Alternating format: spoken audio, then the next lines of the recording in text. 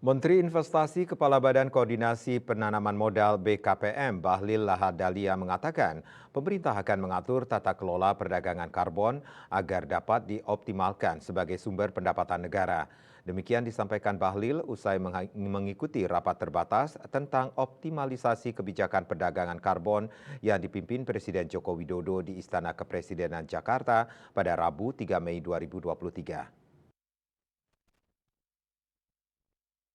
Yang sangat luar biasa. Sebagai wujud komitmen dalam mendukung pencapaian net zero emission, netral karbon, dan menurunkan emisi gas rumah kaca, Kementerian Energi dan Sumber Daya Mineral (ESDM) secara resmilah memulai perdagangan karbon. Bahkan inisiasi itu tertuang dalam wujud peta jalan perdagangan karbon subsektor pembangkit tenaga listrik.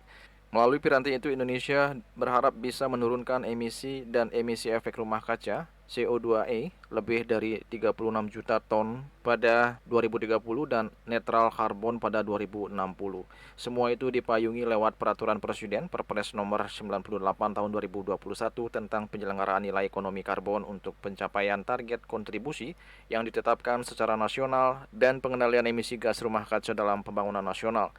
Menteri Investasi Kepala Badan Koordinasi Penanaman Modal BKPM Bahlil Lahadalia mengatakan pemerintah akan mengatur tata kelola perdagangan karbon agar dapat dioptimalkan sebagai sumber pendapatan negara. Hal itu disampaikan Bahlil usai mengikuti rapat terbatas tentang optimalisasi kebijakan perdagangan karbon yang dipimpin Presiden Joko Widodo di Istana Kepresidenan Jakarta pada Rabu 3 Mei 2023. Meski pemerintah telah memutuskan kebijakan perdagangan karbon di Indonesia bersifat terbuka, namun Bahlil menegaskan bahwa pelaku perdagangan karbon harus terregistrasi.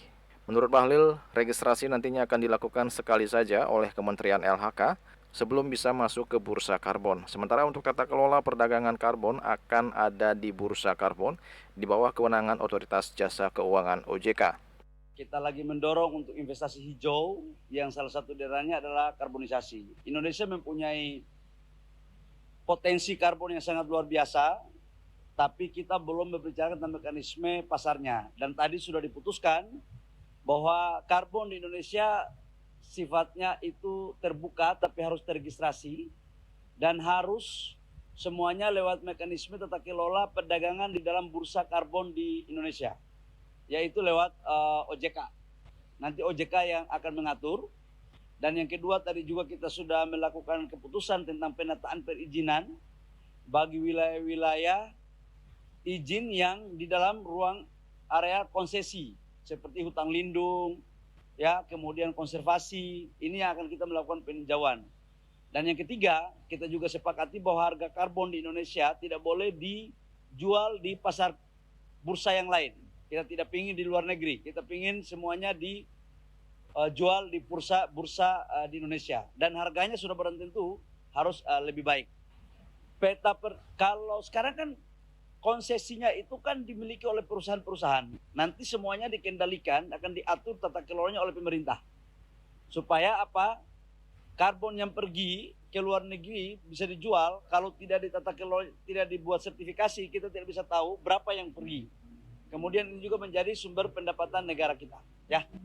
Diperkirakan nilai investasi perdagangan karbon sangat besar. Pemerintah pun saat ini sedang melakukan penghitungan total akumulasi investasi.